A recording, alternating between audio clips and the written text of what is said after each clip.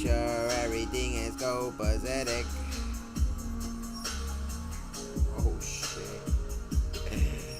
Oh shit. Yo, what is up everybody? It's ya boy. Ya boy. Ya boy Cocorito with the burrito. It was your boy Cocorito. It was your boy Cocorito. It was your motherfucking boy Cocorito. Yo, what is up everybody? Welcome back to another live reaction of game trailers. This is your boy Kakaroto, aka Coco. Welcome back. If you're new to the channel, check me out on Twitch, YouTube, Instagram, Twitter, TikTok, all under Kakara Gaming XP. Today we're going to be reacting to the Xbox Gamescom.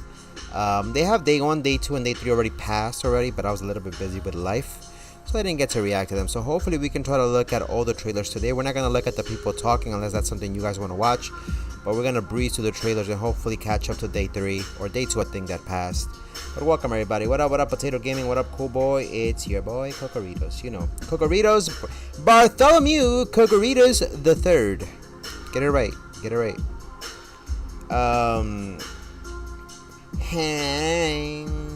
Hit him with that honey.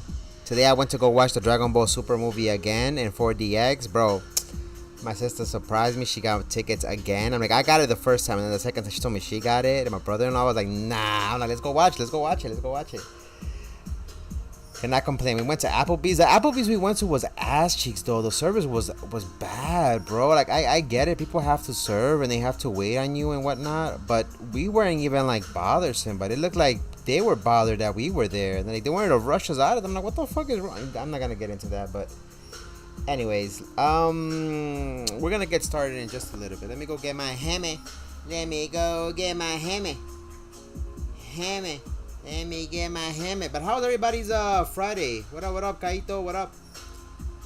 How was your Friday? How was everybody's Thursday? Cool boy, Kaito, Potato Gaming. How was your Thursday? How's everything? Oh shit. Be.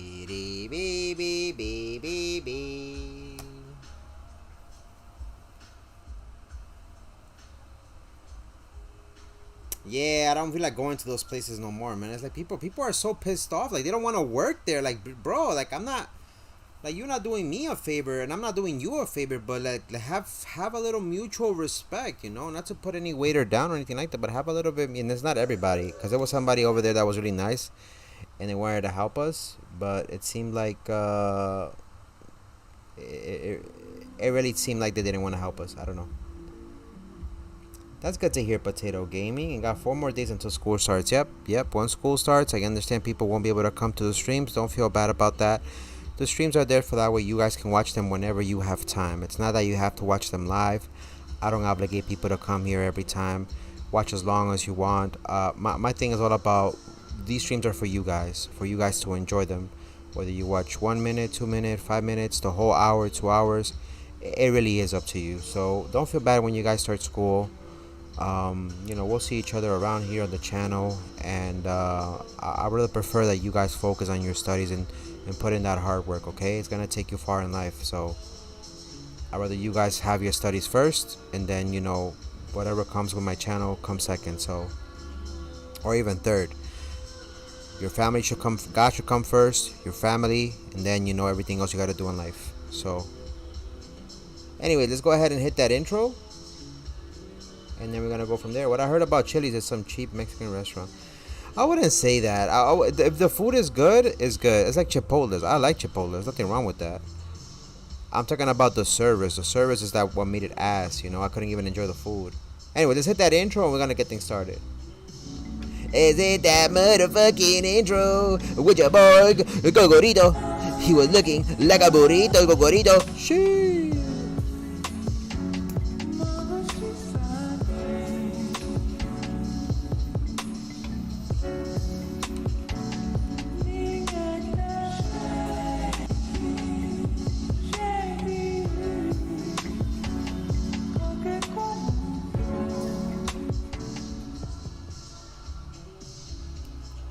So we went to an Applebee's, and the Applebee's was not that good. I mean, as far as like the food was there, we haven't been there in ages, right? And the Applebee's that we went to, when we got in, the lady was so smiley, but like I like at my face, I should have known. She looked like she was all upset and whatnot, and then when she looked up, she smiled, like forced smile, and I was like, well, can we get a table for 8 people, for 7, I mean. Do they show anything new? Yes, we're gonna have a whole bunch of stuff. So today, before I continue with my story, we're gonna look at stuff like, for example, here you go. So this is stuff that's coming for the Xbox. We're gonna get a deep dive into games like Life of P, Grounded, Sea of Thieves, Microsoft Flight Simulator, High on Life, and much more. So we're gonna have the intro, Microsoft Flight Simulator, A Plague of Tale, Requiem, which is it's already out, I think, on the Game Pass. Sea of Thieves, new updates on that. Legs of P, which is like a Soulsborne game with Pinocchio. Gunfire Reborn, High on Life, which is a game that I pre-downloaded already, which I can't wait till it comes out. Planet of Lana, Grounded, Pentiment, Under the Waves, Minecraft Legends, which is a new Minecraft game from what I hear, and Age of Empires. So we got a lot of stuff for you guys. Going back to my stories, it was annoying because we got in and she was like smiling at me, like it was like a fake smile, but I didn't look into it. I was like, you know what, maybe she's just tired or whatever. She sat us down. She saw we were kids. We had kids with us, right? The smart thing would be like, give us kids menu. The kids are not gonna order from the adult menu, and then we're looking at everything. We're sitting there. She comes back literally 30 seconds later. Hey guys, okay, so you ready to order? I'm like, can we just have a little bit of time to look on this? And do you have kids menu? Oh, you didn't ask for them. I was like, I know, but we have kids. They're not gonna order from the regular menu. Well, can we have kids menu? She went to get that for us, and she came back. She's like, all right, I'll be back in a little bit when you're ready. And then she stopped smiling and she walked away. And I'm like, bitch, we're right here. We see you. We see you like being fake. I'm like, let's not let that ruin our day. We just came from the movies. Let's just enjoy our time here. So then she comes back literally 30 seconds later. Okay, you guys ready? I'm like, we just got here. We need to go to the bathroom. Like the kids are settling in.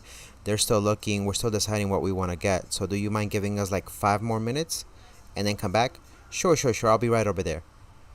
And then my brother-in-law comes back. We sit down. I'm going to put the face cam in a little bit. What up, the Most High? Doken, WWC celebration starts tonight, 11 p.m. Adding Red Zone, Wicked Bloodline, and Red Zone missions along with Memorial Stones. Yeah, it's going to be amazing. I'm going to put my camera in a little bit. Sorry, it's just that I'm moving things around here. And what got me upset is that she comes back, not even 5 minutes later, literally 30 seconds later. Okay, so you guys are ready to order? I'm like, can we like look at the menu first? Like we just got here. I'm like, can you start us with drinks? Can you give us like water and stuff like that? Get us our utensils and our stuff. She's like, okay. If you do need me, I'll be right over there. Okay. She goes over there and she's staring at us from far away, all pissed off and shit. I'm like, bro, like what is wrong with this chick? So then I called my mom because it was like time almost for her to come out of work, and I said, Mom, you want to come over and like come and eat with us?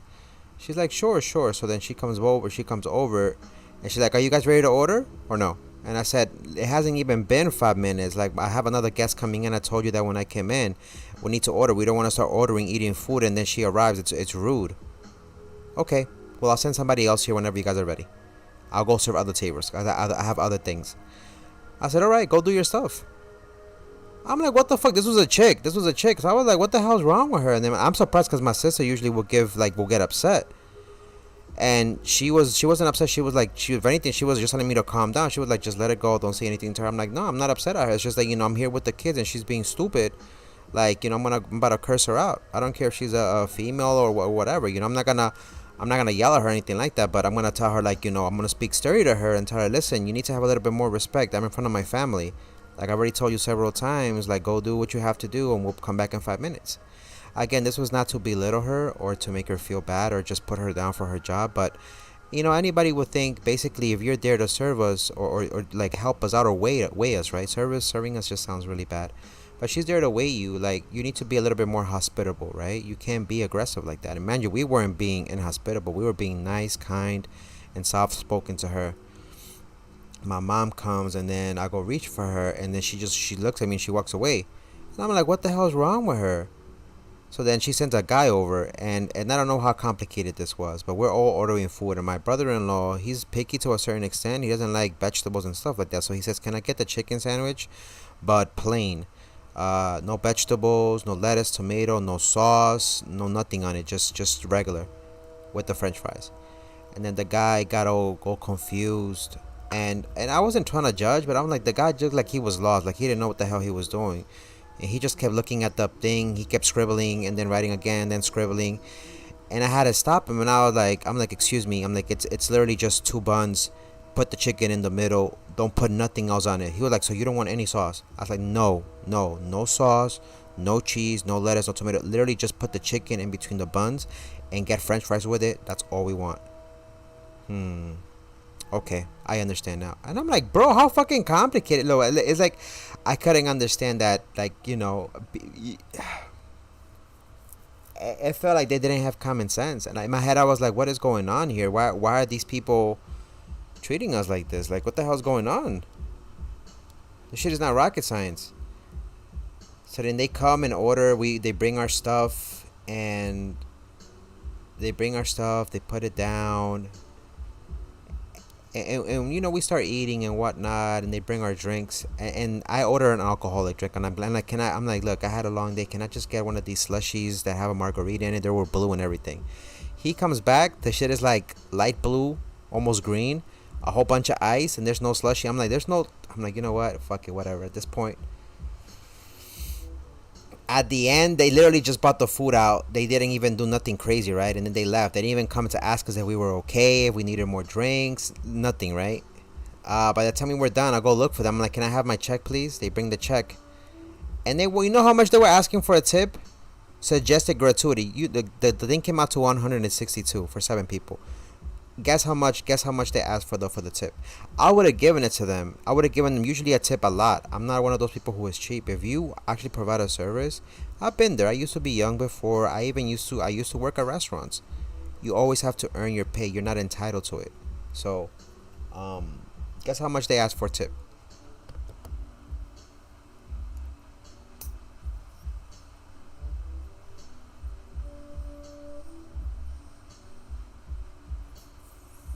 Suggested tip. That shit had a service fee. That shit had some other shit in it. And then at the end it said suggested gratuity. Guess how much they asked for? Between both, they asked $30. So literally they wanted $30 each. They wanted me to pay $60 for that. I'm like, get the fuck out of here. I'm like, $10. Split that shit between both of you. She picked up the thing. She looked at me. She was pissed. She was like, ugh. She walked away. That's exactly why you got $10. 5 for you and 5 for her. They were asking $30 each, bro. I'm like, bro, you guys didn't do nothing at all. You guys weren't like, we're juggling shit around. Bro, I was like, no, hell no. Bro.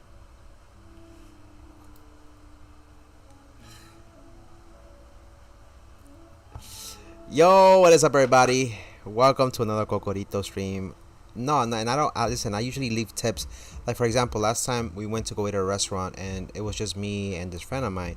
She had ordered some tilapia, whatever thing, and I ordered my stuff. Thing came out to like $50, right? $50, and I left a tip of $20, right? Which is more than generous for 2 people. And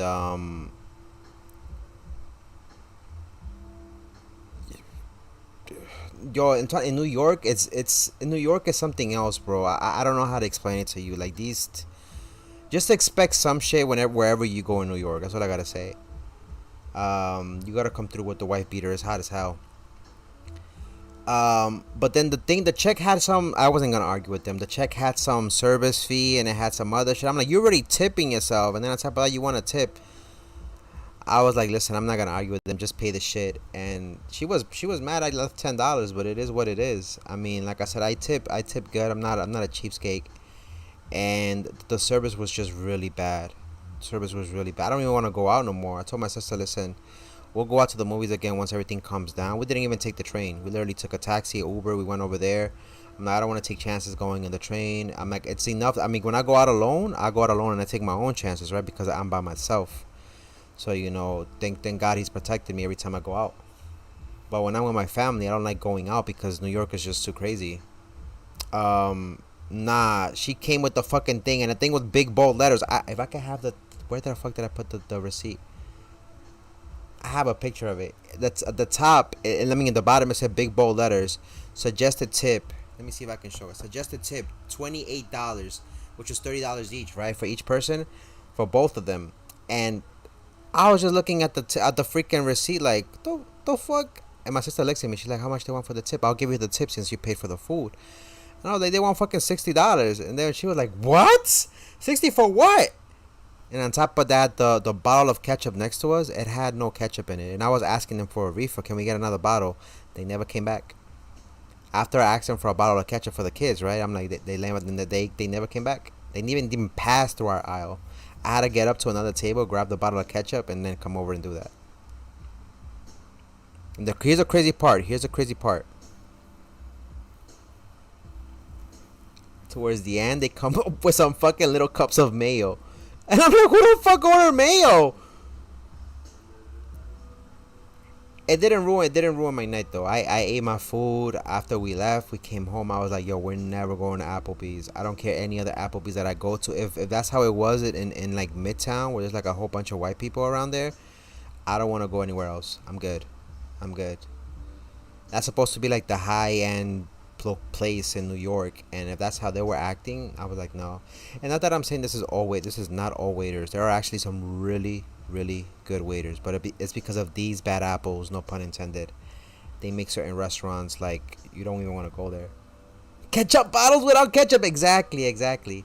Applebee's ain't even that good though. It's not. We were gonna go to Dallas BBQ. I said let's go to Dallas BBQ, but then because my mom was coming, they was like, let's just go to Applebee's because mom likes Applebee's. And I was like, I knew in my head, I was like, we should have gone to Dallas BBQ, but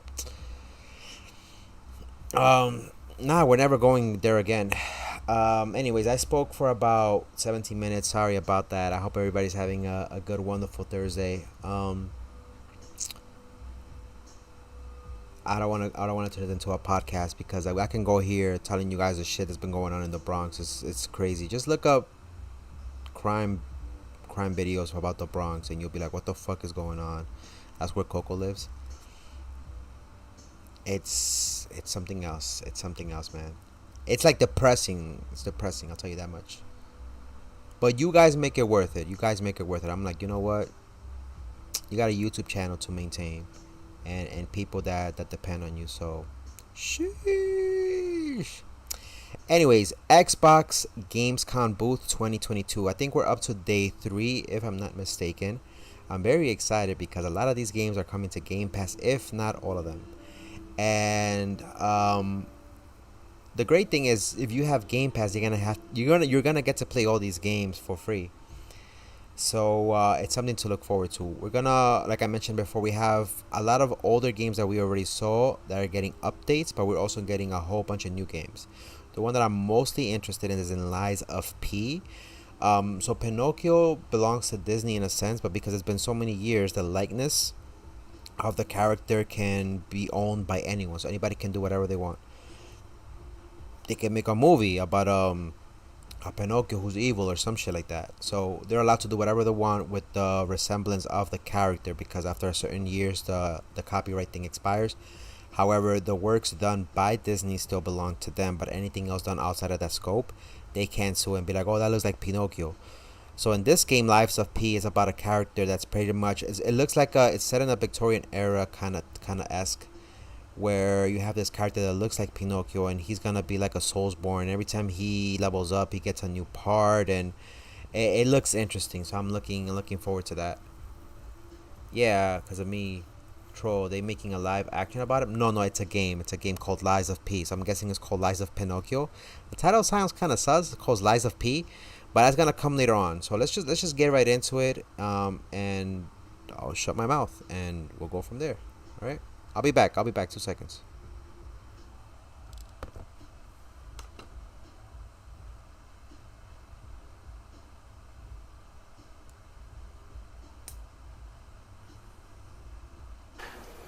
Hello, ich bin Phil Spencer.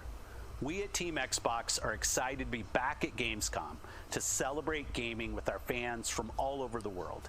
Whether attending the show or watching from home, fans in Germany, Europe, and around the world can expect a little more insight into some of our previously announced games coming to Xbox in the next 12 months. we're excited to continue building a community together and bringing the joy of gaming to everyone on the planet. From all of us at Xbox, Dankeschön, and welcome to Gamescom 2022. This has to be one of my favorite clips, and based on the Baby video girl. you saw, our next guest landed here at Cologne Messe in Kinda Germany to talk all things airborne. Yeah, baby. I'm super thrilled to introduce you the head of Microsoft Flight Simulator, Jörg Neubrand, and also the CEO of Asobo Studio, Sebastian Floch. Thank you so much for joining us. Thank you so much, Maxi. It's great to be back here at Gamescom. Right? In beautiful Cologne, in person. Let's go. Thanks so much for... I don't know what the fuck they talking about.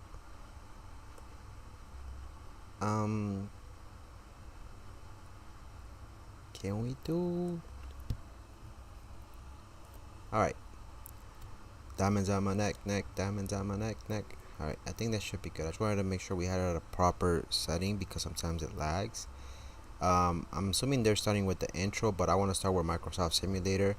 I don't care what these people have to say, no disrespect to them. We're here to watch trailers. Same thing with me, so Coco, shut your bitch ass and let's go. I'm super thrilled to introduce you the head of Microsoft Flight Simulator, Jörg Neubrand, and also the CEO of Asobo Studio, Sebastian Floch. Thank you so much for joining us. Thank you so much, Maxi. It's great to be back here at Gamescom. Right? In beautiful Cologne, in person. Let's go. Thanks so much for having us. Thank you. And I heard you brought something special with you today. Yes, we did. We thought we have to rise to the occasion and do something special, and we had to come up with something new. So for the first time, we're doing something called City Update, which essentially means we made 5 new photogrammetry cities here in the area, and we have a trailer, so let's take a look.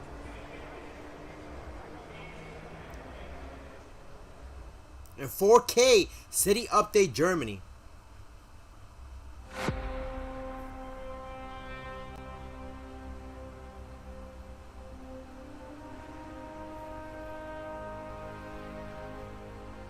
That's beautiful. That's beautiful. I want to play this game. I downloaded it. I want to pretend I'm flying up in the sky, like, you know? It looks simple and easy, but it's not.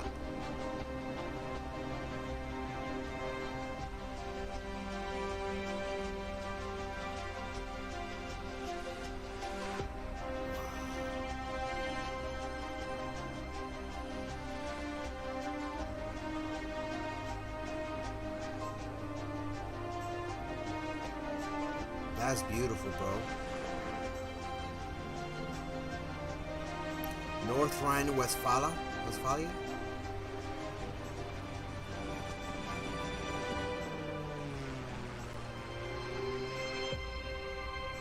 The sky is calling. Don't pick up. Microsoft Flight Simulator. Available now. This looked incredible, yeah. That looked good. That looked good. Thoughts on it? I don't know if some people might be into that, but to be honest with you, I think it comes down to what you like, because they have a whole bunch of simulators out there, right? I even ended up buying a cooking simulator. But I think for people who want to learn or are interested in airplanes or want to fly, people who want to go out, who knows, to the Air Force or whatever, you know, it's a good game to pick up and just feel and try to understand how airplanes work, which is kind of cool. We simulate 1,000 surfaces of the helicopter instead of just one, which was the previous helicopter model. And we have to simulate also the airflow around the helicopter because the rotor is what makes the helicopter fly, and it pushes the air downwards. So it creates very complex airflow movements. To make it easier for people to understand how this worked, we have added a visualization so people can turn on and off a tool that allows to see how the air flows around the helicopter.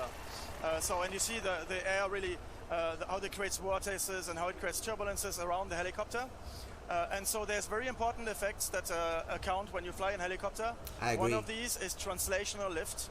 Translational lift is when the helicopter goes forward. It's easier for it to catch the air and climb up. And we actually flew the gimbal in July, and it's very strong, Good the box. effect. When you fly, you go forward, and as soon as you go forward, you get a lot of lift, and it really goes up. Yeah. Another effect we have is the ground effect. When the propeller, when the rotor pushes the air down, it's for the helicopter like climbing a ladder that always goes down. And when you go closer to the ground, the air is blocked by the ground. It goes down slower, and the helicopter is more efficient at climbing up. So does that make, just a question, like, because you said July and it's very hot, that makes a difference, right? Oh yeah. The gimbal G2 has enough power to easily climb vertically when it's cold. But in July, when we flew, it was 100 Fahrenheit, and we couldn't even go up vertically. We had to go up forward. And another thing you said, it sounds very dangerous. That's like this blade flapping. I'm sorry. Oh yeah. I don't have any aircraft knowledge this deep, but it sounds like it's a baby bird's first fly. I don't know. Almost. It feels like wings. So the helicopter physics is really very complex.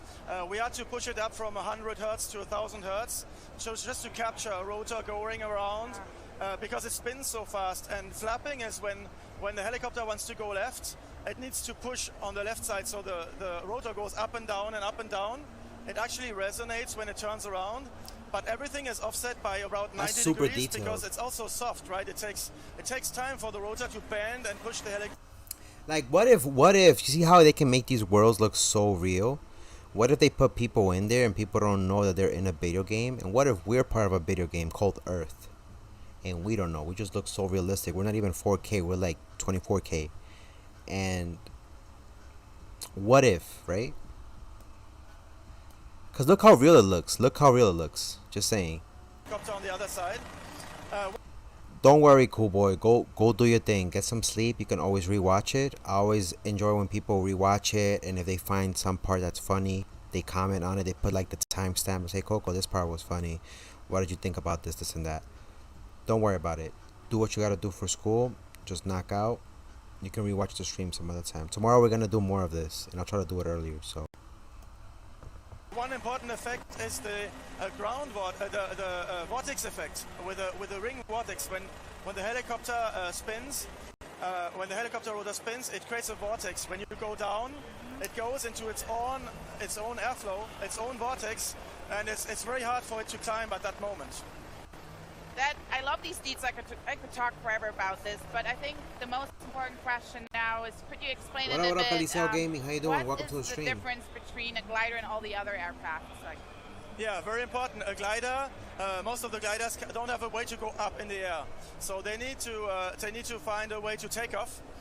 So they have either a tow plane, or they will have a winch, which is going to launch them into the air. And once you're up there, if you want to stay in the air, you need to find places where the air goes up. How was your week? And so experienced pilots will know where to find updrafts. But we added a system for anyone to see them in the environment, so you can see the air flowing up, and it's easier to find where that happens. Yeah. The pilots can then fly in the environment, go up. It's gonna take a lot of PC power to run this. Updraft, it can stay but in the air Xbox, for hours, my Xbox can handle this. We have it. Sunlight, we have the game. And as long as it heats up the air. My Xbox can play in 4K, which is crazy. It makes it very fun. You can glide along mountains, on the hills where everything is south exposed, goes up, and so it makes it a very complex and enjoyable experience with its visualization. You spent clearly a lot of time in this. Have you shown this like to any pilots or other people outside? Yeah, for example, the helicopter simulation. No, these are new updates. These are new updates coming to the games. Some of them are already in the Game Pass, but these are all new games they were super and updates. Impressed by how realistic this is, how it reproduces exactly the flight of the helicopter in all the different conditions. And for the gliders. All right, they're gonna talk more about the physics of the stuff and blah blah blah blah. Let's move on to the next game. The next game is called Plague Tale Requiem. Once they start talking too much, we'll just move on to the next one. Okay, just we want to see the trailers, right? That's just me.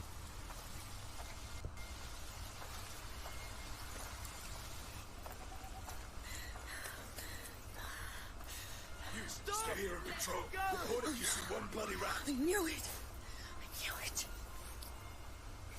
All right. Move, quick. Far across the sea, an island calls. Nothing ever stays nice. It always turns bad. Things aren't always nice. You can change them. How? The way we always do. We fight. How far will you go to save the ones you love? A Plague Tale Requiem picks up a few months after the end of Innocence, right around the first days of summer. Amicia and Hugo are headed south, along with their mother Beatrice and the young alchemist Lucas, reaching places still spared by the devouring plague, the raging wars, and the rabid rats that are running rampant in the north. Is that a fair? Beneath the warm sun of 14th century Provence, the de Runes are almost able to enjoy a normal life. You're great! No, this is not a Apex. recurrent dream that Hugo has been having of a mysterious island that calls him. These look like teeth. It's a two-teeth island.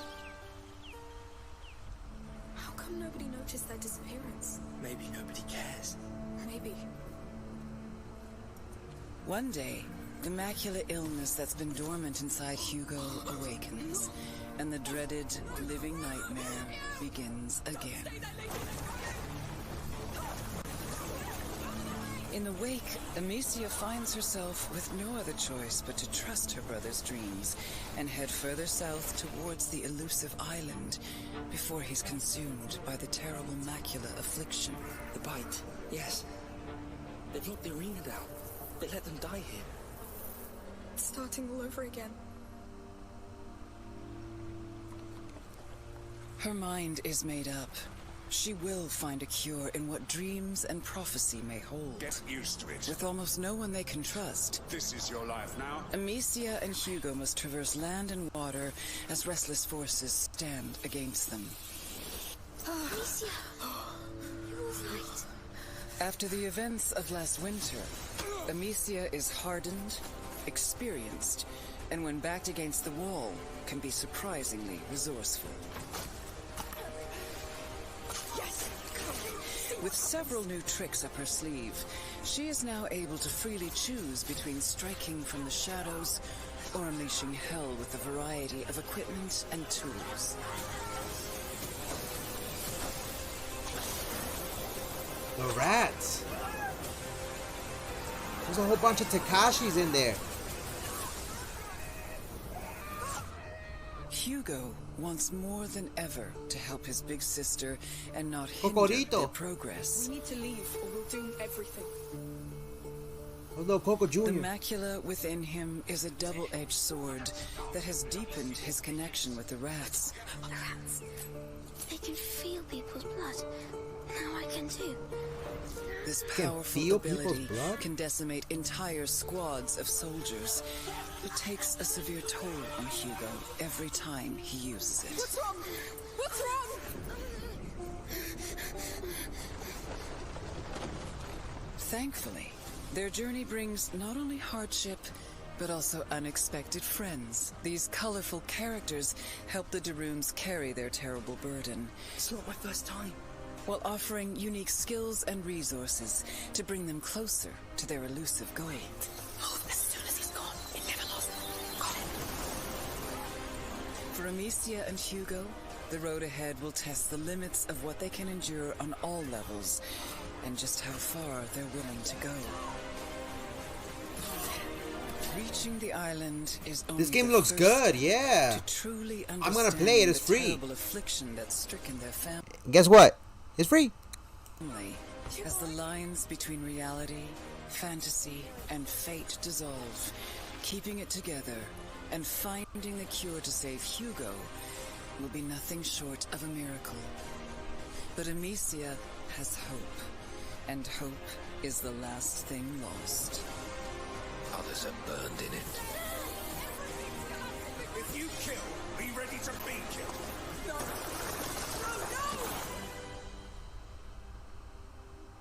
A Plague Tale Requiem releases October 18th on Xbox Series.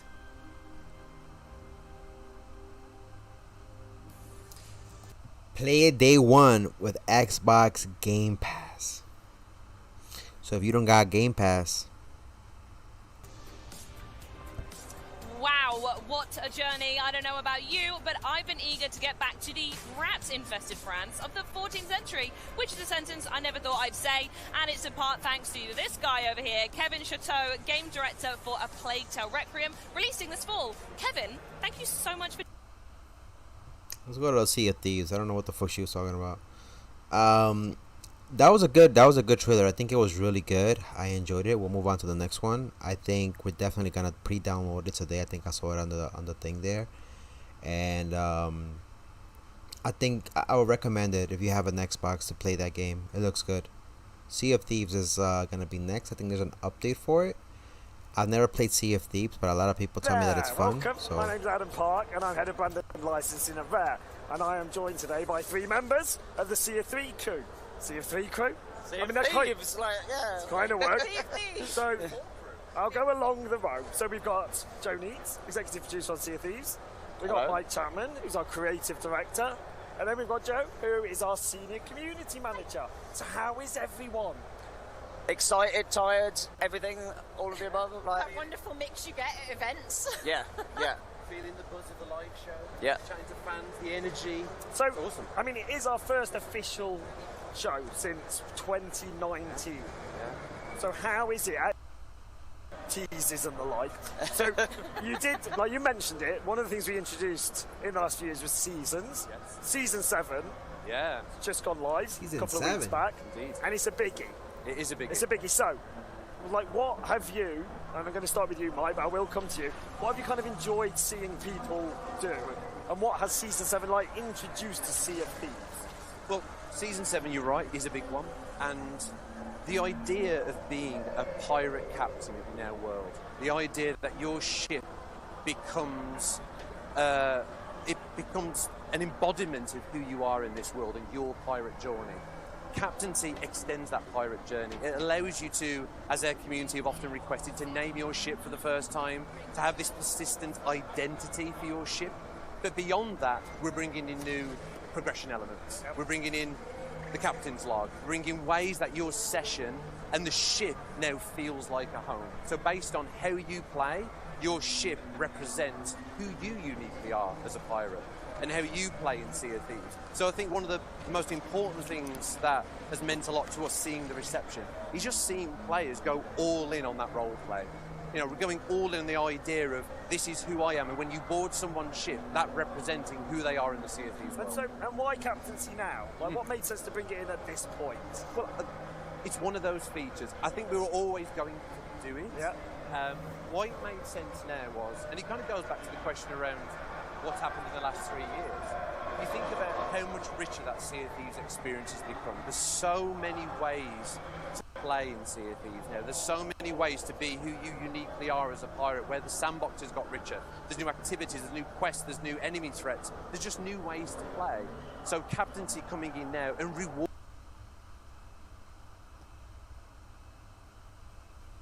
Blue Dog, that's very good. we should. I think there's gonna be like a tutorial or something to it. And once we get past that, you imagine Nani and I going against a whole bunch of other people, PvP. I don't Gotta come out our boat, be like, yo, bro, troubled by that. want that smoke? I don't understand that one. And then, so, If your ship's named Y, get in touch. actually, yes, let us know why. Please. And we hope it's not rude. Yeah. So we've also got Unsinkable 2. Okay. Oh, I Titanic thought there'd be reference. Titanic in there. Yeah. Jackdaw. Jackdaw? Yes. Real Thousand Sunny. Oh, yeah, Right, okay, yeah. Going Merry and Queen Anne's Revenge are all in there course. as well. one Right. and only. So Very there we good. go. Right, so moving on then. Were any of those Sea of Teasers? No. We're just getting to that section now. Yeah. Everyone just like, "Ugh." So, No. Adventure 6 then. Adventure 6. So it's live right now. People are playing it as we speak. So can you, Adventure Mike, 6. probably best, give us an overview of where this fits within the lore and the story? Where are we? Yeah, so we're in a really interesting time in the Sea of Thieves now in our storytelling, where it's set against the backdrop of these emerging factions in the Sea of Thieves, and our players will know that last year's There's part a of the story. Pirates I didn't like know the there was a Dark story Brethren mode. emerged. working with Davy Jones, and of course Davy Jones got defeated because of the valiant efforts of their players. But the Dark Brethren are still around, with Amaranta, their new member, who's an ex-Sea Dog, and we've got everybody's favourite, Duke. So there's the Dark Brethren, there's of course the one and only Pirate Lord and his Pirate Legends. Players are often part of that. And we've got the third area of that, the third faction, which is of course Captain Flameheart. So Captain Flameheart and the Reaper's Bones and the Servant of the Flame. So what you're seeing now at this point in Sea of Thieves history is this factional war between these pirate groups that have all got their own vision for the pirate's life and the way they want the pirate's life to be in the Sea of Thieves. And unfortunately, poor Merrick has got himself ensnared in the middle of that. And in Adventure 6, players are recruited by the Pirate Lord to go on this daring rescue mission into the Sea of the Damned, to the new hideout of the Dark Brethren, which is the Twisted Sea Dog Tavern, a memory of that iconic Sea Dogs Tavern from the main world. And you work together with crews to save Merrick. But one of the big things that players who played it will always already realise is this actually brings a chapter of Merrick's story that began with the Hunger in Deep, continued with the Shrouded Deep, to the Forsaken Hunter, where Merrick was unfortunately killed and went to the Sea of the Damned, to now in Hunter's Cry. It brings this chapter of Merrick's story to a touching conclusion. The story's not over, but it brings this part of the story to a conclusion. So definitely worth experiencing that story, because it's going to have important ramifications for the rest of it. So I met someone yesterday, and they were a massive fan of Merrick, and they wanted to talk to you about that. They came to the stand, they're down there, like with a cutlass. But like, no, they were like, they wanted to talk to you. They had some questions. They had some questions. Deals can always be struck, and I'm open to ideas, but it's Merrick or Shelley. Shelley the Crab. That's what it's going to come down to. Is this a decision point? That's next decision point. It's the new Daddy or Chips, isn't it? I don't know what the fuck they talking about, but let's move on to the next one, Lies of P, which is the one that I'm really interested in. So this is the one that has to do with like Pinocchio, supposes what everybody's saying. We're gonna see if it really is about that, and then go from there. Okay, so 2 seconds. That shit gave me like cringe vibes right there. Sus? What you mean sus? Nah, they were just laughing and shit. Well, that was sus from them. Carlo Collodi. I hope this reaches you. This city is falling apart. Chaos. Some of them are talking. Madness. Death. And there might be no going back. But you can change that. Life It depends on the choice you make. of Cocorito. Truth. Or lie.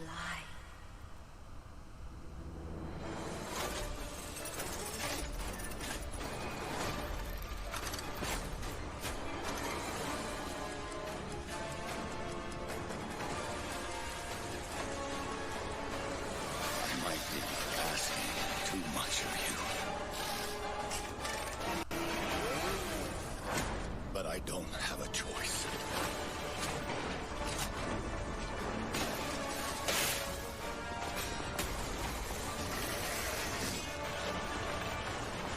Only you can do this. Please, help me.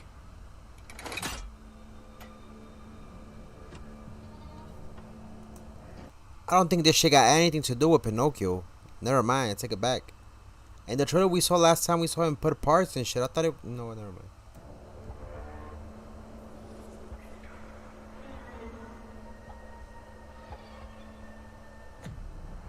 Finally, we meet, son. The stage is set. The light shines brightest in the It is Pinocchio then.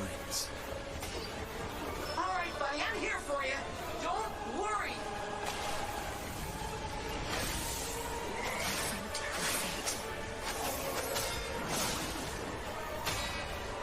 Don't give up.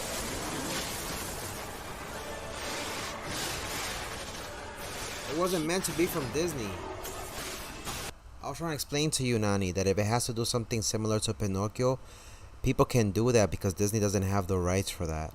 They have the rights for whatever they have now that they created for Pinocchio, but anybody else, I don't know, like, I'll give you an example, the Winnie the Pooh thing. That thing just expired, the copyrights for them just expired about, I think, this year or something like that. And people did a spin-off movie, like a horror Winnie the Pooh movie. So we all assumed that these developers took somehow the story of Pinocchio and made it into their own version, but I don't think that's the case here.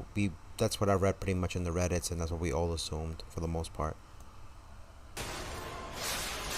But it had nothing to do with Disney. It had nothing to do with Disney.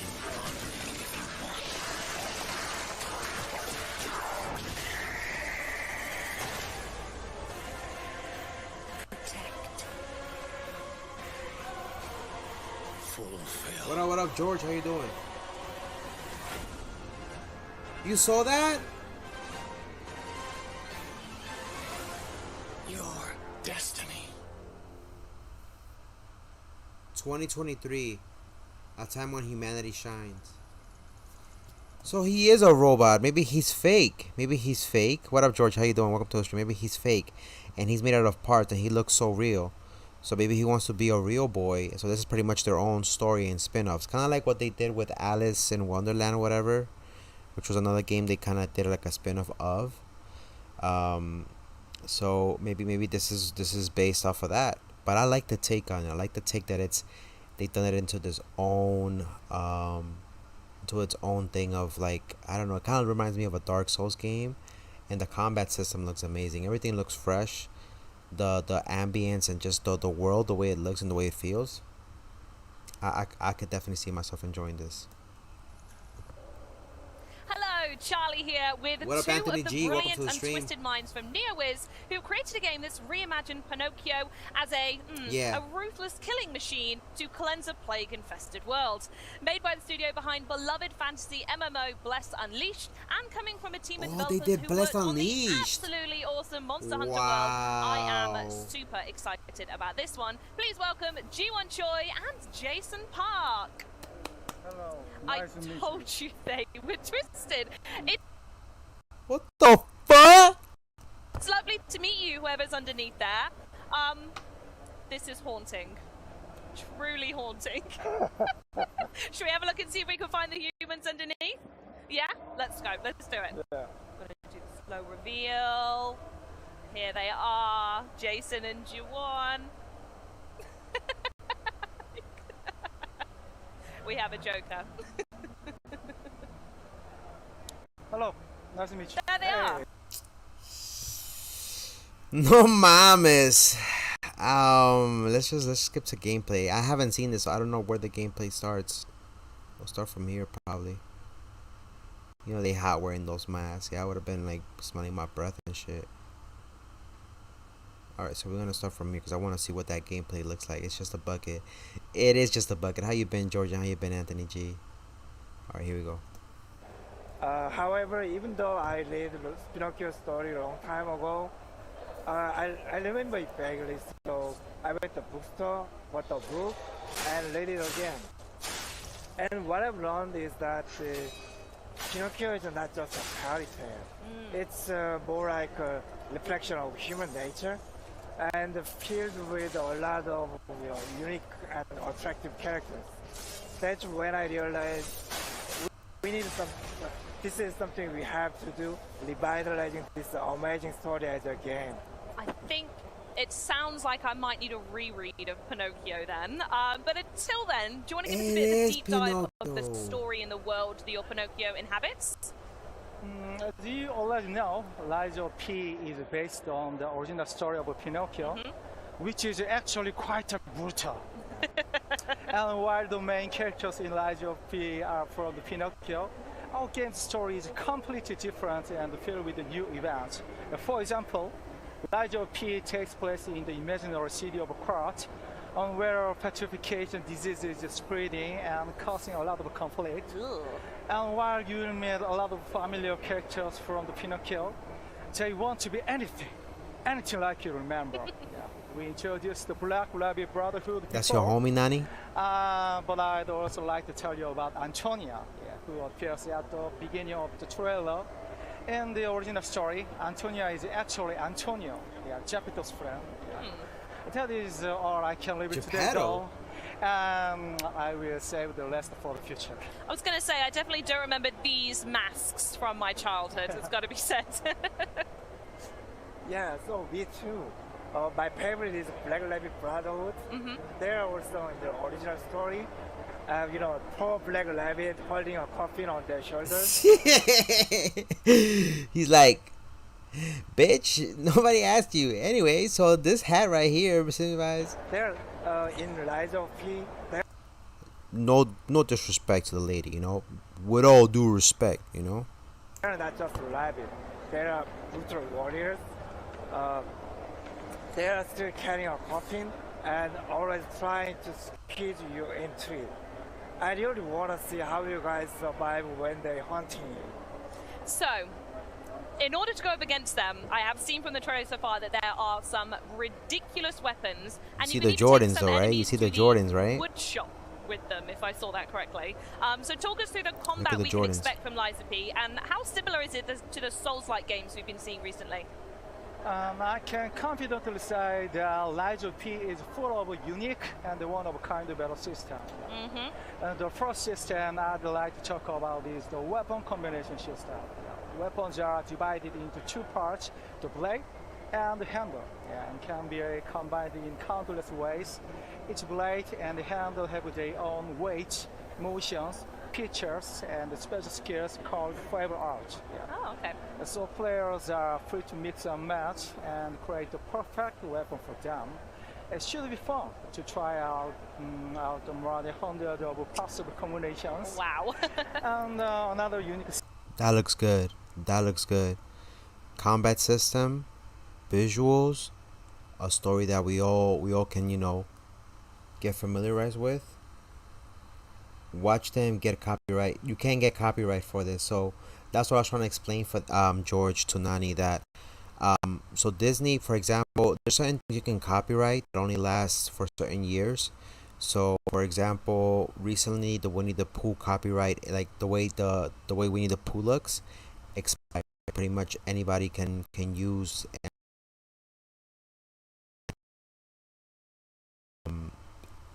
It's the same thing with Pinocchio. That story for Pinocchio has been a story that Disney used and copyrighted, and the rights pretty much expired.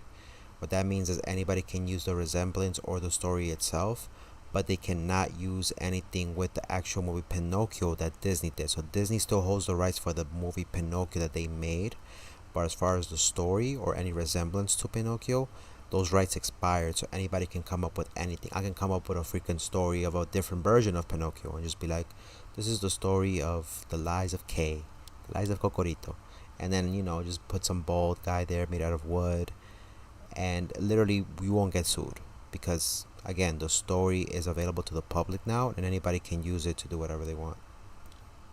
System in Lies of P is the Legion arm system, which you probably already saw on the main character's left arm. Yep. He has actually body of... They did it with Winnie the Pooh, by the way. There's a movie that's like a horror movie where Winnie the Pooh goes around killing people. Don't look into it if you're underage, but if you're an adult, it's one of those, like, I don't even know if it's good or not, but they did a movie of Winnie the Pooh and everybody else in that universe who ends up becoming evil, and I'm like, what the hell? Perfect, so it's possible to modify it with the parts and use special skills. They are particularly flexible and dynamic and can also be strengthened. It'll be fun to choose the right Legion arm for the situation you are in. Now, I had a chance to play it earlier, by the way, I'm just going to say, and it is so difficult. So I just want to let anyone know out there that this game is so difficult, you are going to absolutely love it. But to answer the elephant in the room, obviously the original Pinocchio game had a big emphasis on his nose growing with every single lie. So I have to ask, does this element of the Pinocchio story play into Lies of P at all? Yeah. First of all, I think that lying is the most important aspect of the original story. Yeah. Agree. And when you really think about it, yeah, humans are capable of lying, and that can also be proof of their humanity. Yeah. This also means that we approach the concept of lying in a completely different way than the original. Yeah. Think about it. Is there any more human than using lies to achieve something? Yeah. We think that in order to become real human, one has to lie, and that is reflected in the game by players experiencing a variety of events by lying. The choices they make will also affect the ending. Yeah. As for what this might do to his nose, I can spoil it for you. Oh, dang yeah. And you need to find it out for yourself. But I can guarantee you will not expect anything. I tell you what, when the full game comes out then, the first thing I'm testing is the lying. Yeah, in the game you can lie if you... Coming up next, we got the Gunfire Reborn. I just wanted to see, I know they were talking a lot, but I just wanted to see what they were talking about the combat system. I don't think they're going to show any more previews, but let's look at something really quickly. They're at the end of it. So yes, he doesn't want to spoil anything about the nose. He said that you're going to have to find out on your own. And eventually they're gonna have you're gonna have to go around the game speaking with NPCs, and you're gonna have to lie to them depending on what you need.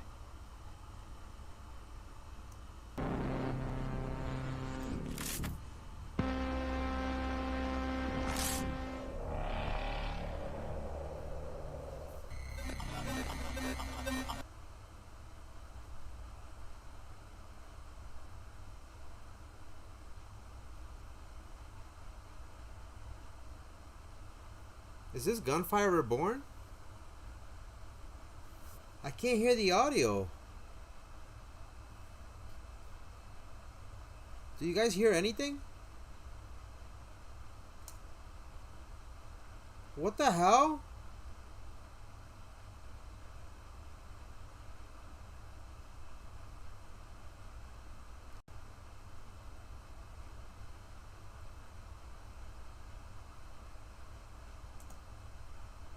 There's no audio for this bullshit. What the hell?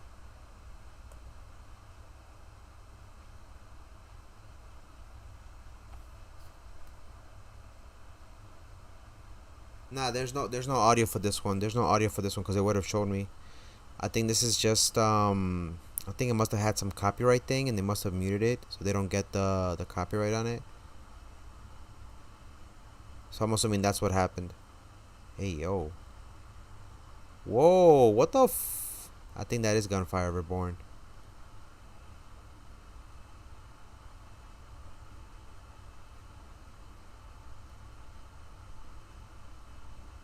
I hate that doesn't have any freaking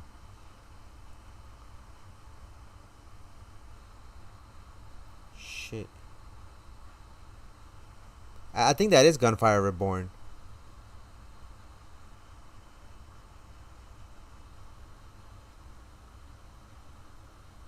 I knew it. It's the audio in the game. I mean the audio in the video. They pretty much turned off the audio because it's a copyright song, and I think they don't want people playing it because then it's gonna put a block on their video. So I'm assuming they deleted it, and now this shit looks crazy. She just opened up this lady. I think this is Gunfire Reborn. But we saw the trailer last time and it had... But why would it not have any audio? Do you think I did something wrong? No, let me see. I have the audio. My mic is there. This thing is there. You guys can still hear me though, right?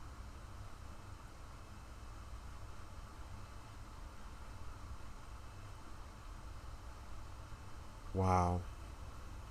This looks like Gunfire Reborn. I think this is the game. But it kind of sucks that we can't hear the audio. I'm assuming it had to be a song.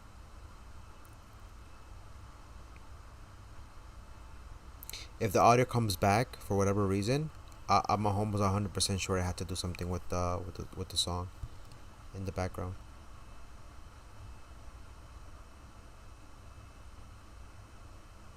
I wonder what song it was. Now out of curiosity.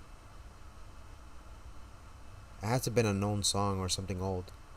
It's not. Gunfire Reborn is Gunfire Reborn. Your animals with powers. Really? So what the fuck is this? So what game is this?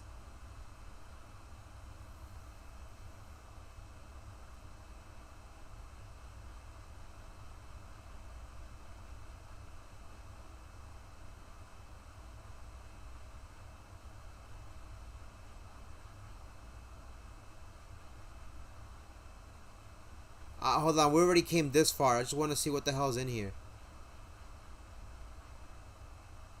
Oh, Atomic Heart? That's what it's called? And it's gonna be on Game Pass. Nice, nice.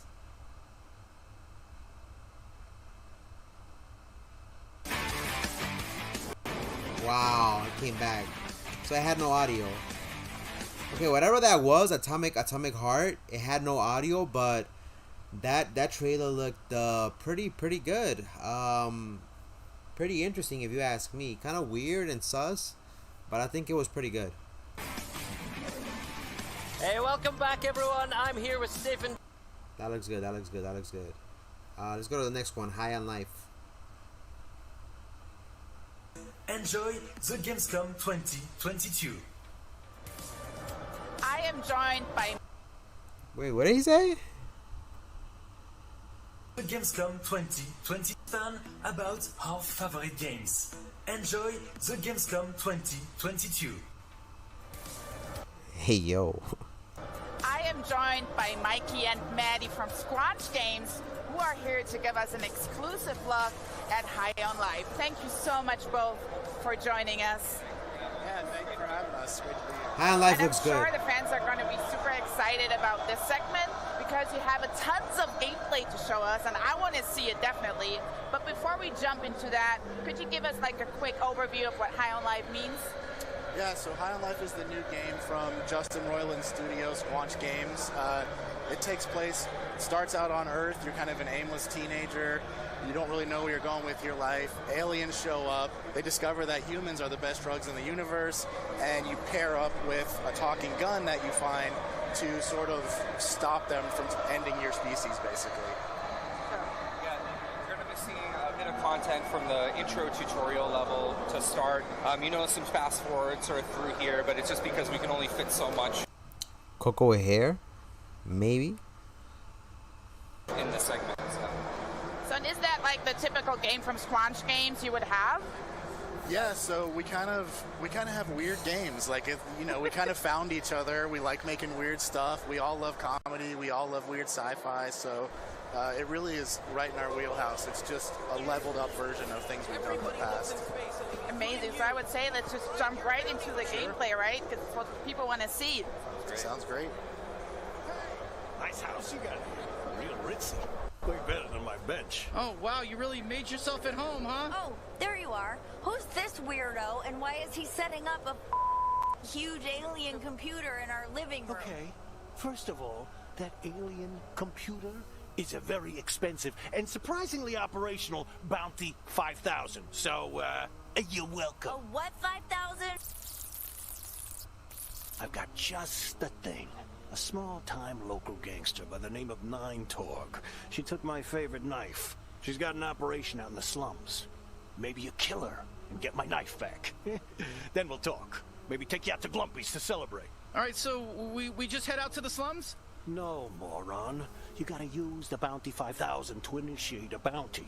That's what I went through all the trouble of setting it up for.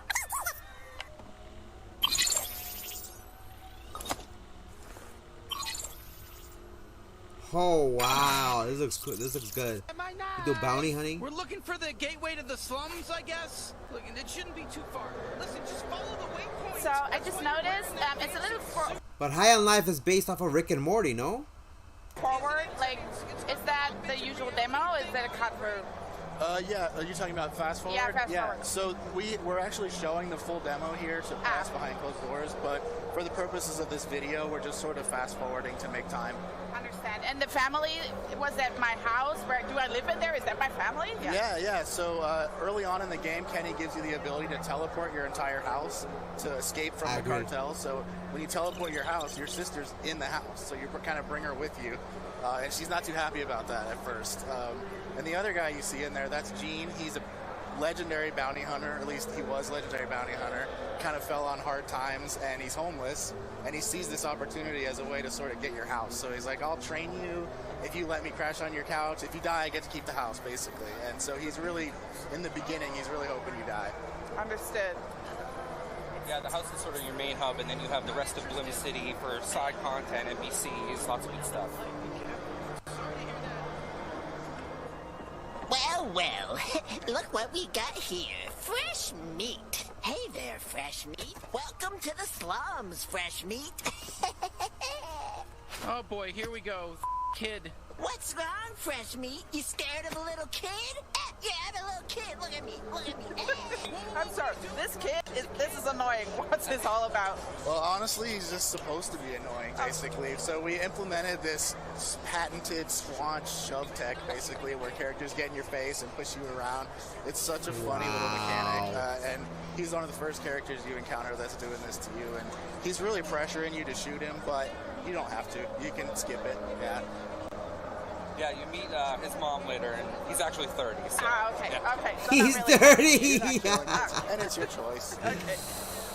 All right, George. No problem. Have a good night. Take care. Thank you for coming through. He's 30, and he's not a kid. Hey, you can't pass through here. It's Nine Torg's turn. Jesus, enough with everyone getting in our way. We just want to kill Nine Torg. Yeah, right. You kill Nine Torg. Get lost, heel. So this is exciting. We're in our first combat. Who are we fighting in this Kenny's primary ability? Yeah, so this is the first time you're really getting to use Kenny, and these aren't the main enemies you're fighting. These are sort of a lower level set of goons, and they actually think they're the strongest enemies in the game, but they find out by the end of this mission that they're really not, and they're just the ones in the first level. It's really funny. It's a really funny sequence. And for Kenny, you're seeing basically his primary fire right now. This is early in the game, so you're learning how to use him. But throughout the game, he'll get alternate abilities. Each gun kind of has 3 modes. One of them is always going to affect traversal. And then on top of that, there's mods for each gun.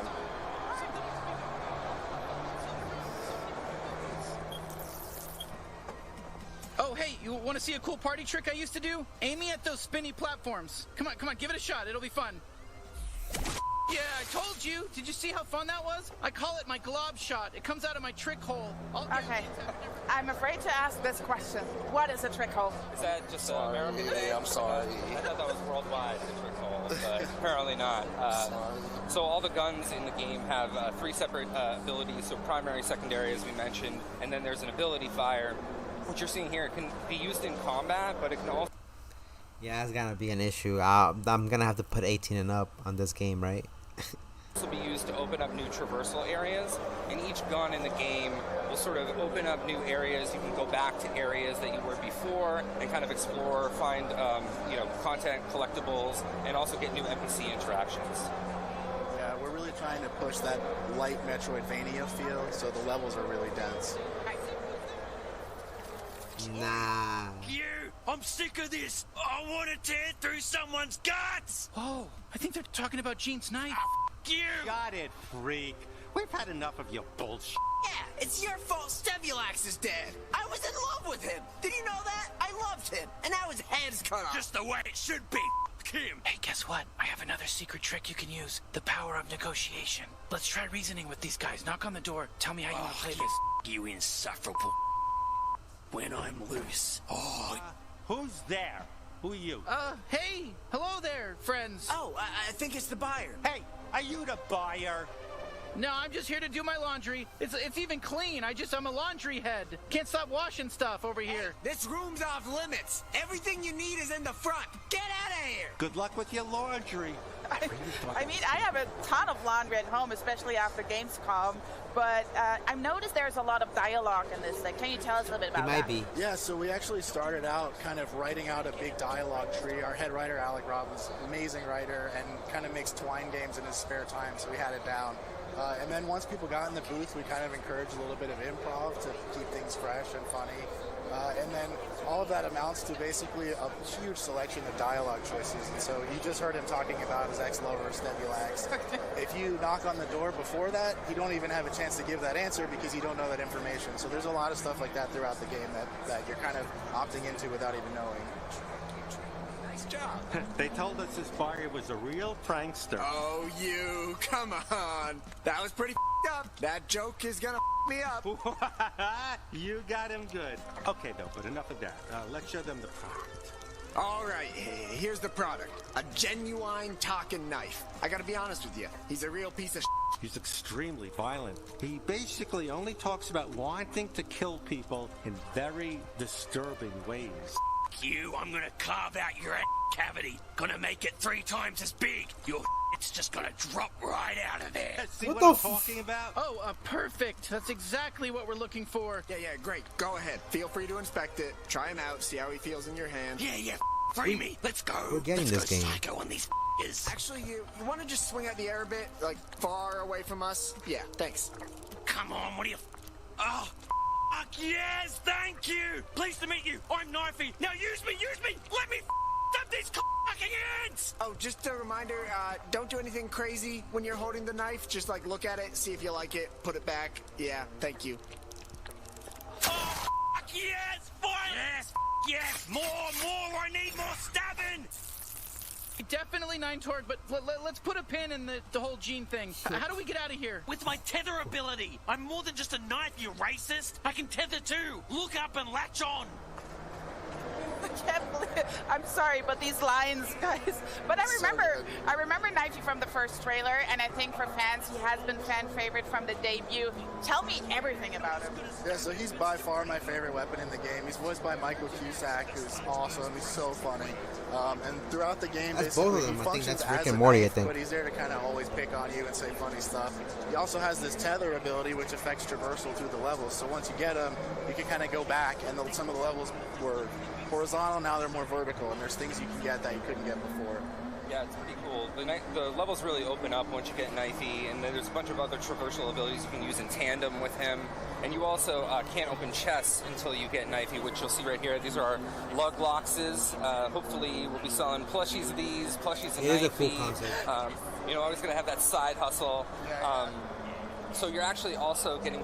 And wait, these are exclusive to Xbox, no? That's what these games, they're giving studios like a good chance to do amazing content. So far, what I'm seeing, I'm happy. Close to the end of the level here, you're gonna fight the boss 9 Torg, who's your first bounty. You're gonna be able to use all of your abilities that you've learned in the level together. So your primary, your secondary, you're gonna be tethering around the arena, and you're also gonna be deflecting with Knifey. So you put it all together, and you fight 9 Torg.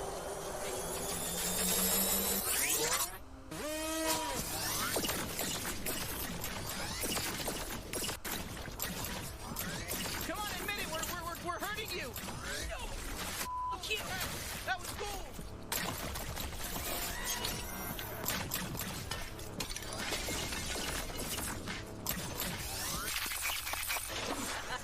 Better not bump.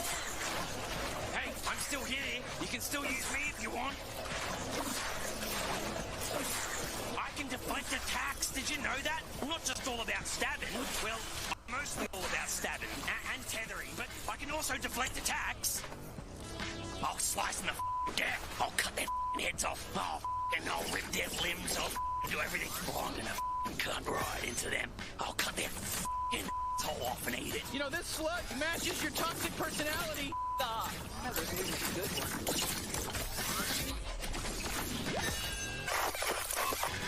Hey, it's me, Foxhorn!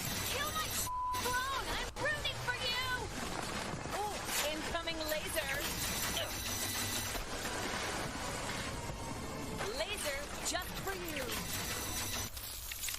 taking you with me! Stay alive! I think she's basically done for. No, how does it end? I want to see more. Is that it? Is that it? Are you sharing that's anything? the whole game. That's Are you sharing anything else at Gamescom?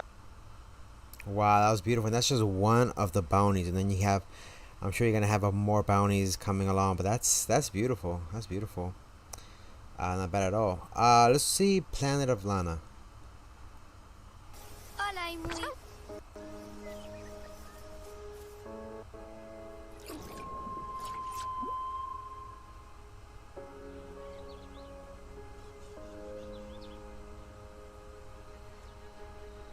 Planet of Lana?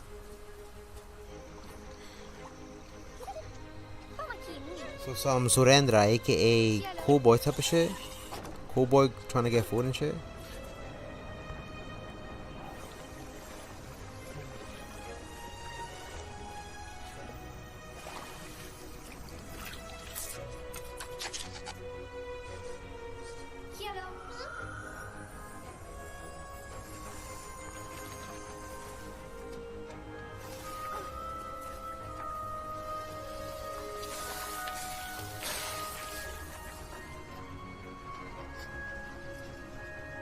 Oh yeah, it's like watching a show. It's true, it's true. I hope, I'm gonna be honest with you, I hope they turn that into a show or something, like an Adult Swim, because it deserves its own show. A show about bounty hunters, and like, it will do good.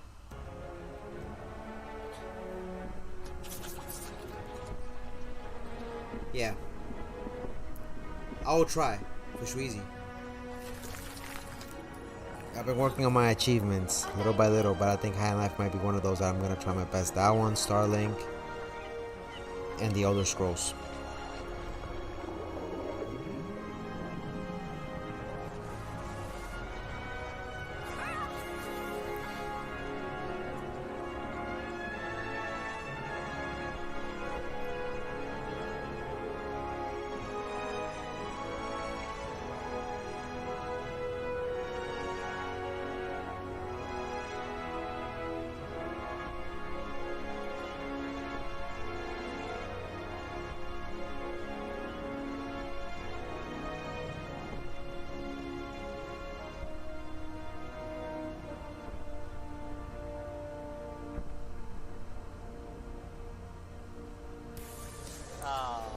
Oh shit, Coco. That wasn't bad. That wasn't bad. It looks pretty good. Let's look at Grounded. Grounded already came out, but I'm thinking they're starting their season 1. Yeah, I got like 45k. I want to reach 100k achievements. Nice, nice. And they give you stuff. They give you rewards. I don't know if you noticed that if you have an Xbox, you can submit achievements or goals that you do throughout the day when you play video games, and in the end, you can redeem those for other stuff. It's good. Grounded already came out, but I want to see what is it about? If they have a new update on it. Now working it, but seeing it with other fans is a ton of fun. I miss that. I miss Xbox Fan Fest, and of course, I miss the Curryburst. Hey everyone, Phil Spencer here. Really excited. We're going to get to talk about Grounded. Great game, a game I love playing. We have Adam Brennicke here from the team. Go ahead and introduce yourself. I'm the game director, and thanks so much for having me. I'm super excited to, be here finally. We're at the end of the runway for Grounded, and it's a super exciting time. Yeah, I mean, Grounded is a game we've been playing, for like a couple years now. Started in Game Preview, in Game Pass. I think it's been amazing to see over 10 million people have played the game to date. I've played a ton. I love it. Can't wait for the 27th of September when we get 1.0, GA, story mode, all of the great things that are coming. To me, when I think about all of the games that we're building, one of the things I really love about Grounded is you find a passionate team, which you lead, a passionate team that has a real creative idea, maybe something that isn't exactly expected from the studio, but you had a vision about something you were going to go build, and that we could work together, foster, grow that.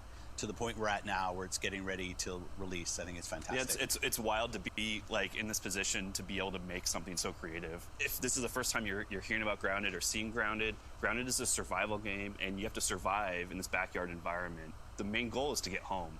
We're at the end of our journey of building the game and with the community, and this is the final update for the full complete yard. Hey, Casi, ¿cómo estás? We have Bienvenido. a bunch of cool surprises, a lot of cool new environments that are going to be really fun to explore. Yeah. The Thieves.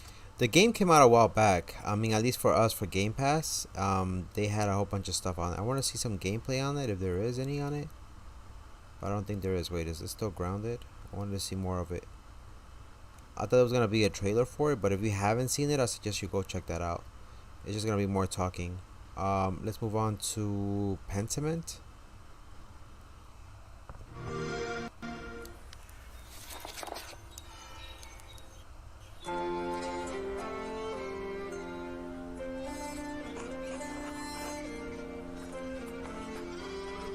Básicamente lo skipié porque no vamos a estar escuchando las mierdas que hablan. So, vemos el tráiler y de ahí nos movemos. Es que me interesa el juego, escucho un poquito, pero de ahí seguimos a los otros trailers.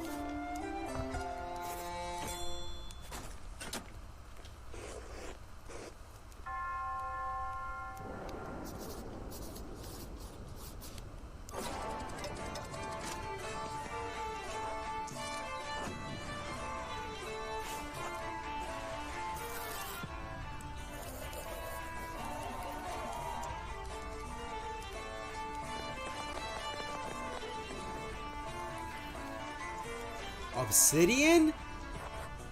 Oh, I gotta play this game.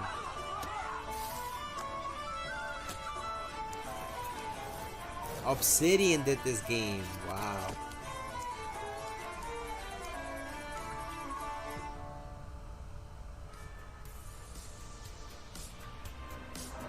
So joining us now, our game director Josh Sawyer and art director Hannah Kennedy to talk to us about Obsidian's medieval narrative game, Pentiment. Because the game is set in Bavaria. That's a good game. It looks good. Let's go to Under the Waves. We leave so many things behind us.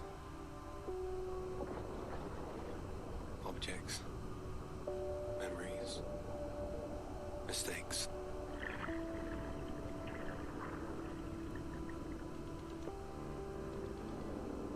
They sink in time,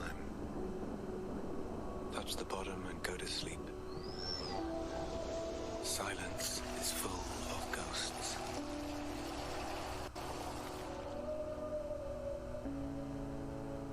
And here, voices can only come from the deep. Sí, yo solamente vi los trailers, no vi todas las cosas. Porque yo dije, no voy a querer ver. Not bad. ¿Tú ves? Por eso ponemos dos trailers y boom. Yeah, we're gonna skip all that stuff they talk. Mojan!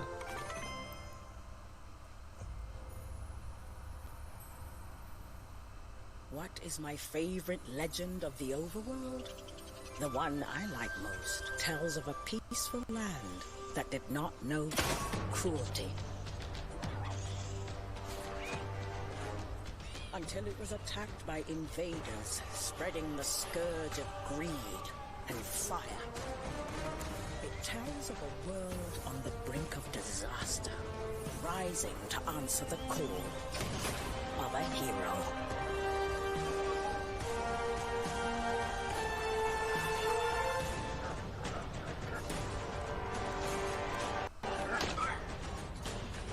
That looks good, that looks good. It tells of struggles and sacrifices.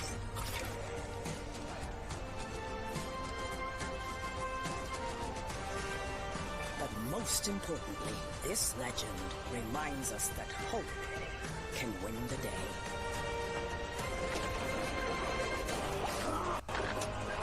And that when fiery foes seem never-ending, that is when the world needs legends the most.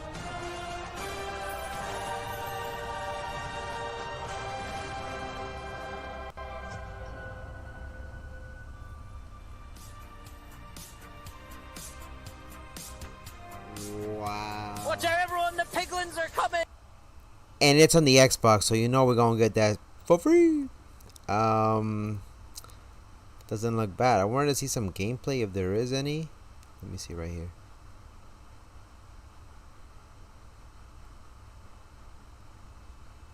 Minecraft, and that's what we did with the strategy game here with Legends. Is we really wanted to make sure that we are authentic to what Minecraft was as we bring it into a strategy experience into the universe.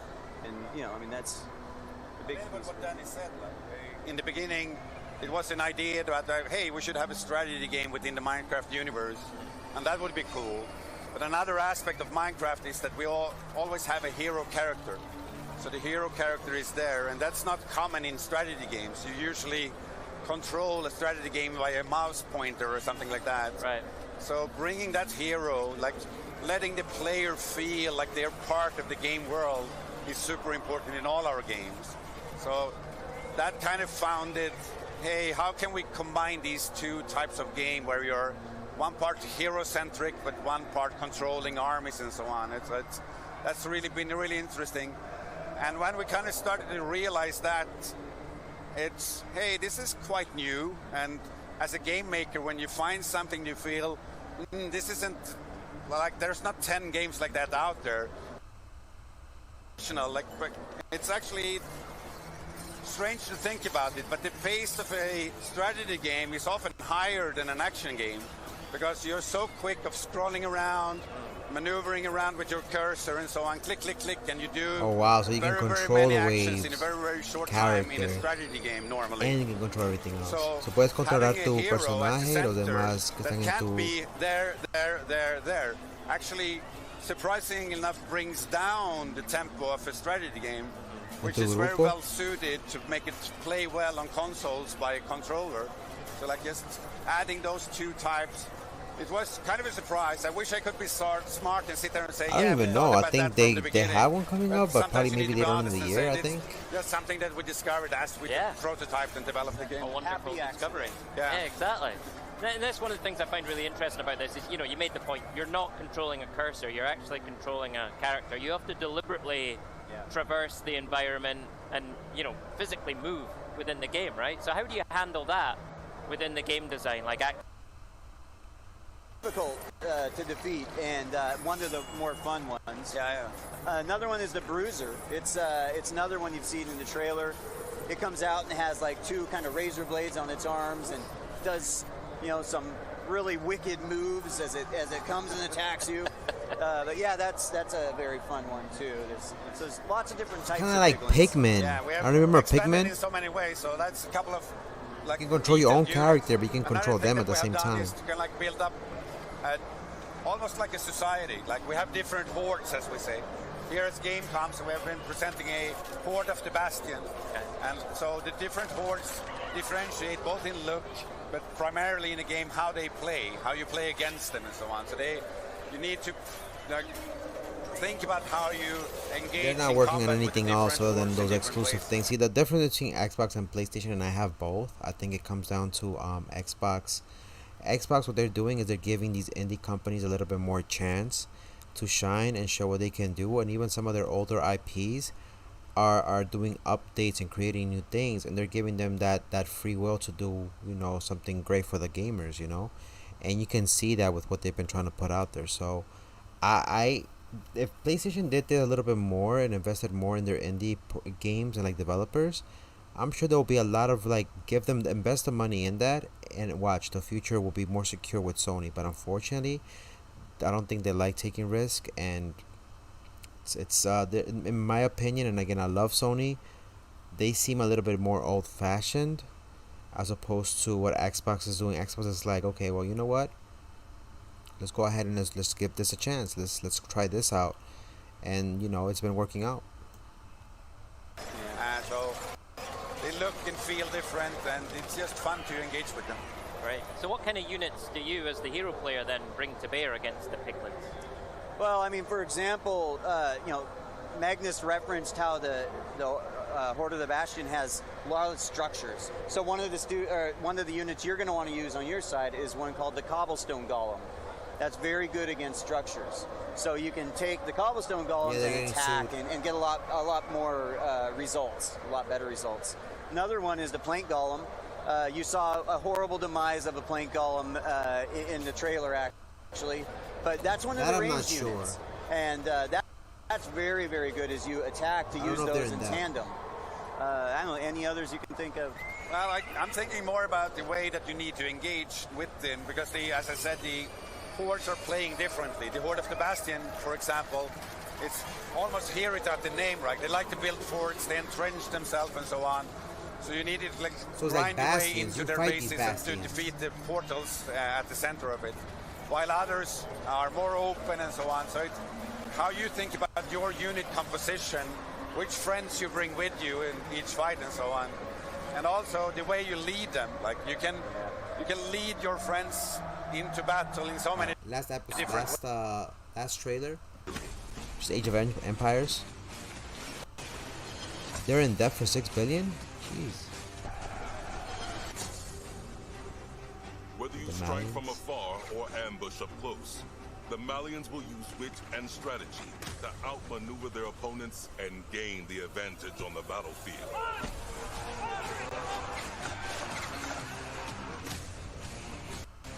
The Ottomans? Wow. With powerful siege tools and the ability to rally large formations, the Ottomans can keep the pressure on to bring down their enemy's defenses.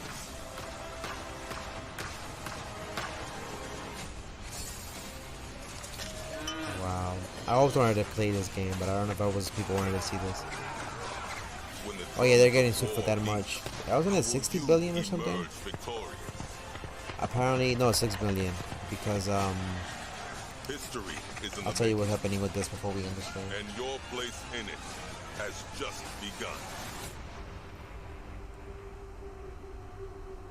So it's just updates. PC and Game Pass. Alright, that's pretty much everything. She's like, yep, that's all the bullshit we got. There's plenty of more things that we're gonna have to react to, and I'm excited for that. So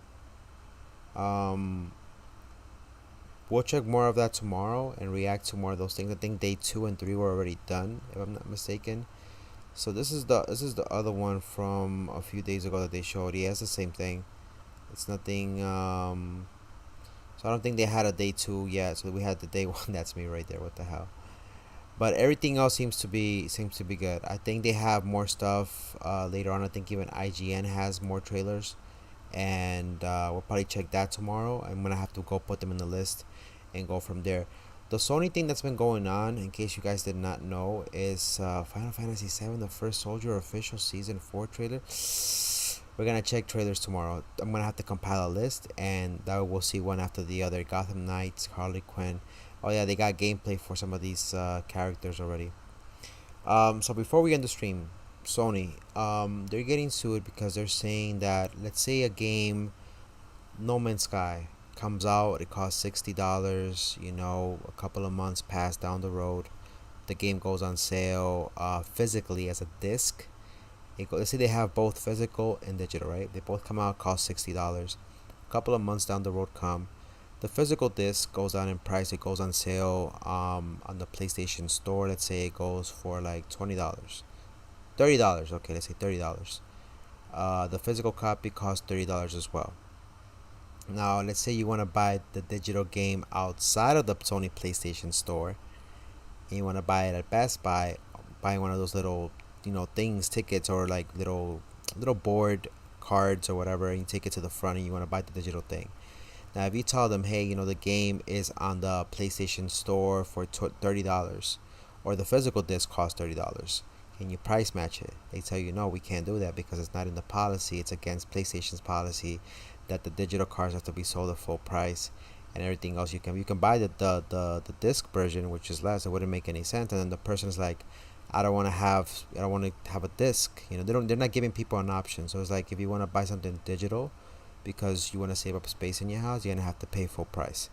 So they're getting sued because they're saying that makes no sense, and they've been stealing money from people when you should actually be charging even way less for a digital game when it comes out. Why? Because physical disc, you have to keep in mind, the fact that it's, you know, the outside shell of the disc, or the disc itself, obviously, right? Then you're gonna have the box that it comes with it. Second of all, the third thing, you have to send it to either a GameStop, you know, all the retail stores, and then it has to stay there for a limited amount of time, and then you gotta make money off of that. And they're saying, why should digital cost the same thing when you're not using any of those things and you're actually saving money? If anything, it should be maybe like half of the price or something like that. So then Sony doesn't have a defense, but I'm sure they're gonna come up with something. And I don't know if the courts are gonna side with people on this, but it makes sense. I asked that question a long time ago, but then nobody gave a shit. It's not that I'm saying that I asked it on my channel or anything. This was a conversation between friends, and people were like, oh, you know, whatever, if you don't have the money, then you shouldn't buy it. And I was like, no, it just doesn't make any sense. Digital games should cost the same thing as, you know, like when they go on sale, it should cost the same as that when it goes on sale. But when it gets released, I don't think a digital game should cost the same as a physical disc. But that's a different thing that Xbox is doing, because if you have Game Pass, you actually get access to all these games for free, and you don't even have to pay for them. So there's a few that you have to pay, but if you have the Game Pass, think about it. Aliens Fireteam Elite. This is what I was trying to tell Nani. The new update for Aliens Fireteam Elite. We gotta play that as well. Anyways, we're gonna leave it there for now. Hopefully you guys enjoyed today's stream of Xbox Gamescom, and we're definitely gonna see if we react to more of these trailers tomorrow. I'm gonna go compile a list of these from IGN. Go check out GameSpot, which had the actual link, the full 4 hours, if you want to see that, if you're into that stuff.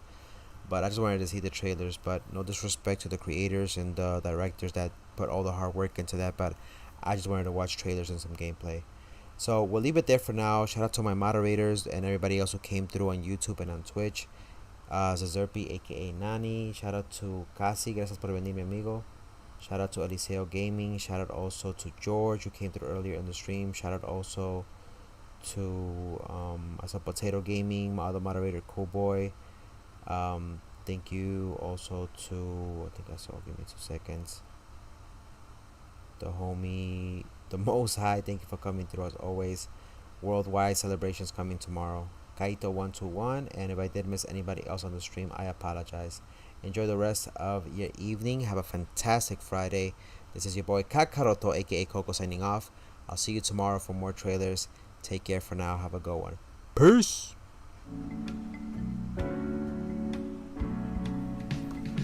Wow, it's Coco crying. Mama, she's crying. Wow, it's Cocorito crying.